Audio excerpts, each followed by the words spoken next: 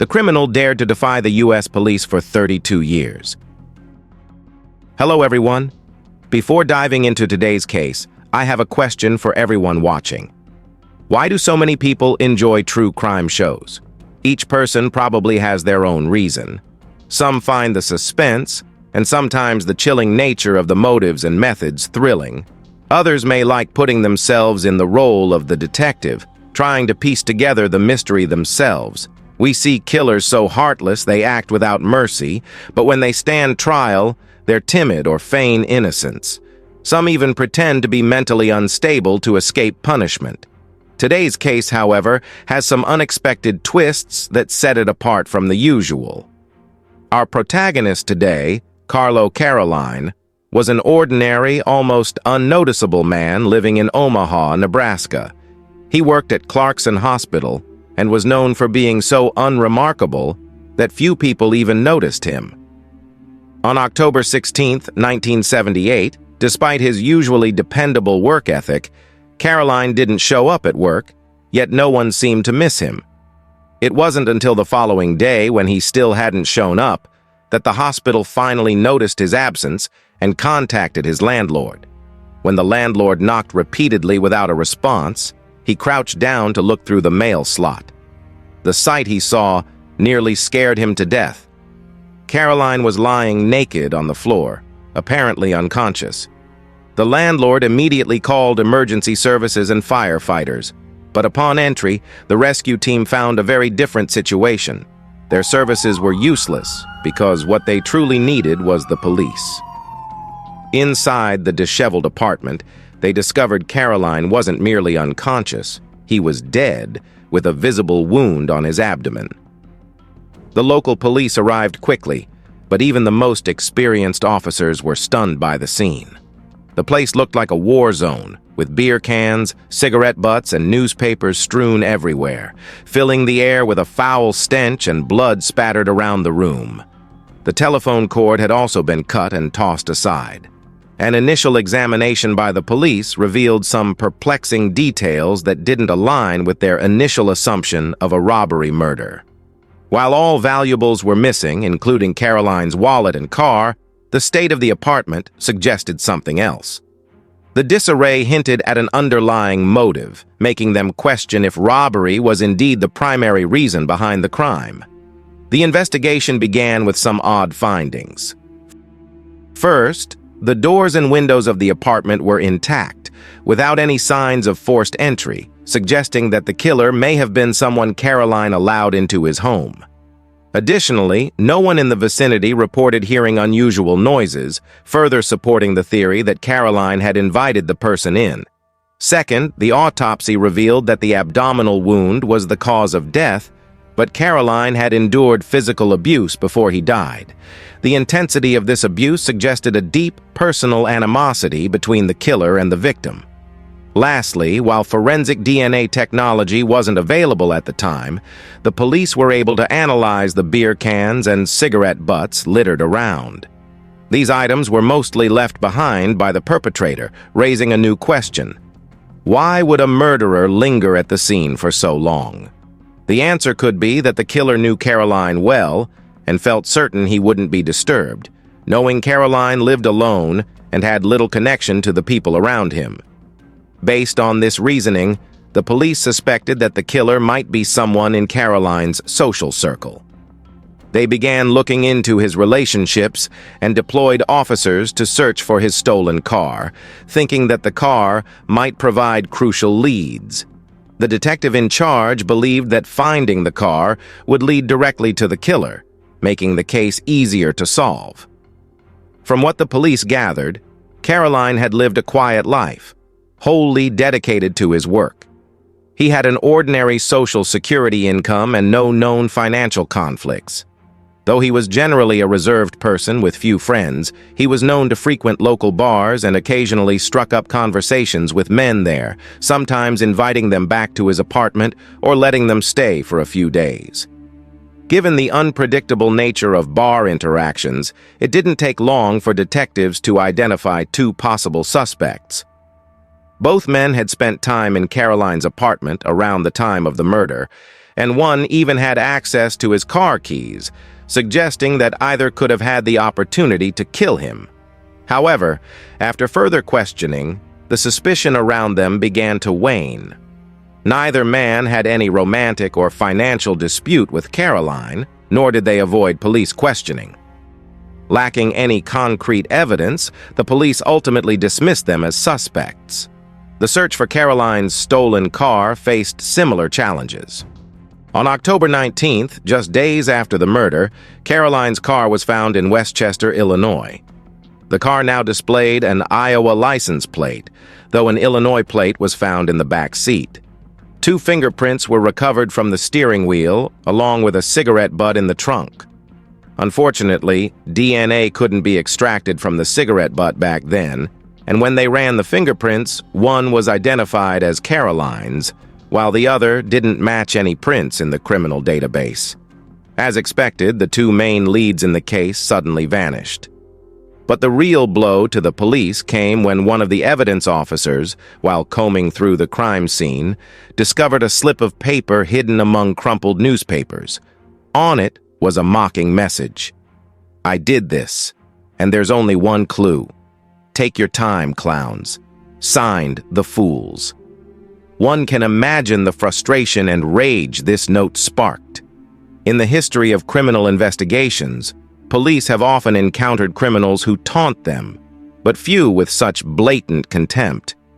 Every investigative avenue seemed to be blocked, but since the note hinted at a clue left behind, the police became frantic, thoroughly scouring the scene again. However, after a day's exhaustive search, they still came up empty-handed. A new hope. Time passed, and soon the case of Caroline became a memory.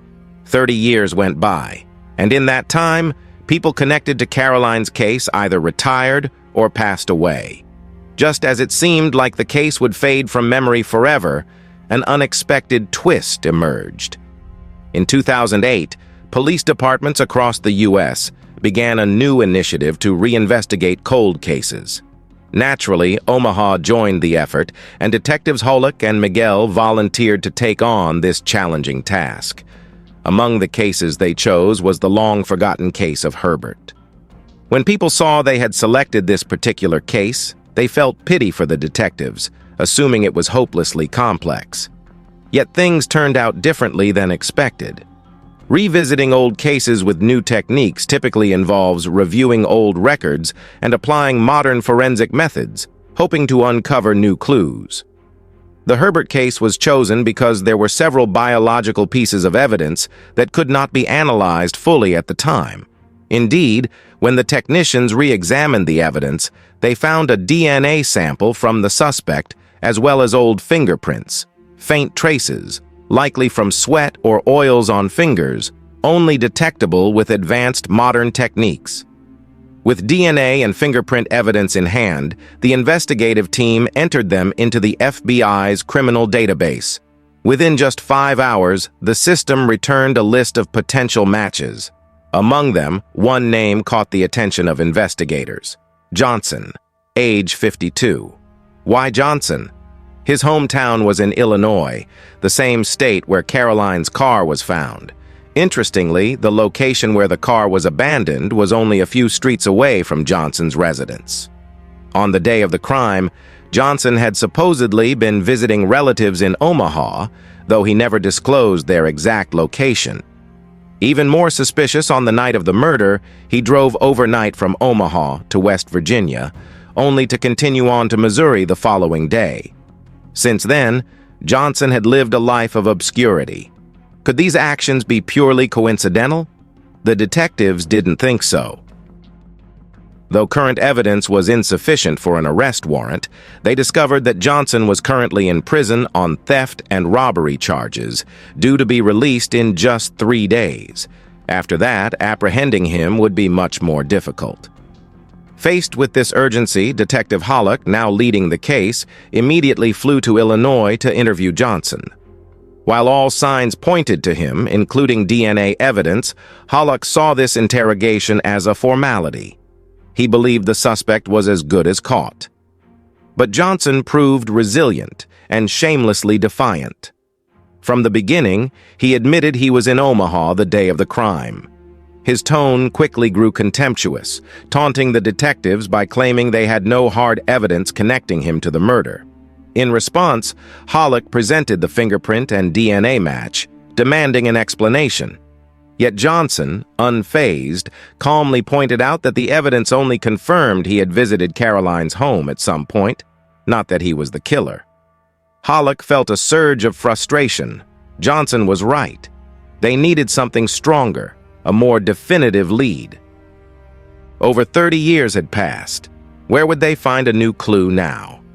Hollick then remembered the taunting note left by the killer.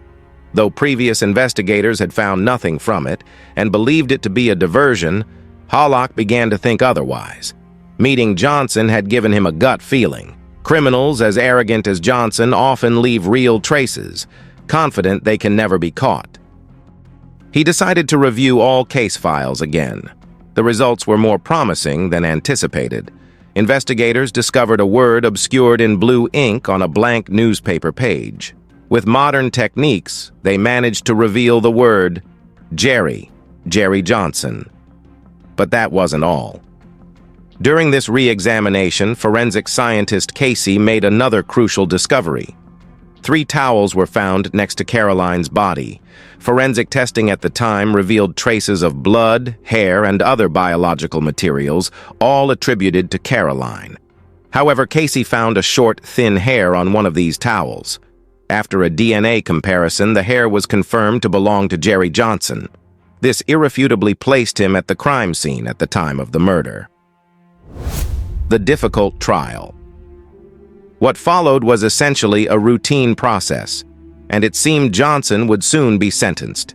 However, an unexpected twist, as mentioned at the beginning, occurred just as the trial began. Before the police could present Johnson's crimes, he took the initiative, accusing the police and government of violating his rights. He argued that the biggest issue with the case was the police's failure to address it promptly. Over 30 years had passed, many witnesses had died, and those still alive were too elderly or frail to stand, making it impossible for him to cross-examine them. This, he argued, was a violation of his Sixth Amendment rights, and thus, he claimed, the court could not prosecute him. Johnson then turned to the jury, asserting that he was not the only suspect in the case. Another individual, George Kobe, could also have been at the scene, yet the police had not thoroughly investigated him. If that's the case, why single me out as the killer? He challenged. His arguments left the prosecution cornered. They clarified that Kobe had indeed been a suspect, but was ruled out in 1978, and since he had passed away, further DNA testing was impossible. As for the witnesses who had died, it was beyond their control and unrelated to any delay in prosecuting the case. Despite these explanations, the prosecution's arguments had numerous weaknesses, creating further chaos in the courtroom. Sensing an advantage, Johnson pushed forward. He pointed out that the police had found 7 fingerprints at the crime scene. Only a few matched his, while the others remained unidentified. Moreover, while the victim's car, presumably driven by the killer, had been re-examined, no fingerprints or DNA linking Johnson to the car were found. "So where's the proof that I'm the one responsible?" he demanded. Johnson continued. "Even if I was at the victim's apartment during the crime, evidence suggests I wasn't the only one there. So who was the accomplice? Who was the mastermind? And who was the accessory? The prosecution doesn't know. Then why am I the one being charged?" he asked defiantly. While the police scrambled to respond, Johnson played his trump card. One critical piece of evidence was the taunting note left by the killer. To prove he wrote it, Omaha police had sent the note to the FBI for handwriting analysis before the trial. However, they soon discovered that the original note had disappeared. Initially, they assumed it was still with the FBI, but the FBI claimed it had been returned to Omaha long ago. In short, the original note had gone missing, and only a photocopy remained. Johnson knew this and argued that the copy was legally invalid, as copies could easily be forged. implying that the police had fabricated evidence to frame him. With such shaky evidence, and given the prosecution's repeated failures to counter Johnson's arguments, the trial dragged on until October 17, 2011, when the final verdict was reached. Now, everyone wondered, was Johnson's guilt proven? His guilt was indeed confirmed. The jury concluded that, despite investigative flaws, Johnson could not explain why his DNA was at the crime scene. With no other options, he finally confessed, though his earlier statements weren't entirely ineffective. At the time, Nebraska had not abolished the death penalty, so if the prosecution provided solid evidence, Johnson would likely face execution, or, at minimum, life without parole. Ultimately, Johnson received an additional 10-year sentence, not for the murder itself, but for illegal possession of weapons. The public was outraged, especially as Johnson's face showed no remorse throughout the trial, only contempt and arrogance. Even in prison, he refused to accept guilt. Public records indicate that in 2017, he filed appeals, citing 8 reasons for alleged unfairness in his trial. Fortunately, all appeals were denied, and now that once arrogant Johnson can only await his final days in prison. He's well past 90 now, assuming he's still alive. This concludes the story of the case. As you can see, no matter how cunning one may be, debts of blood must be paid in kind. Justice will come, whether after 5, 10, or 20 years. Those who commit crimes will ultimately face the consequences. What do you think about this case? Comment below and let us know.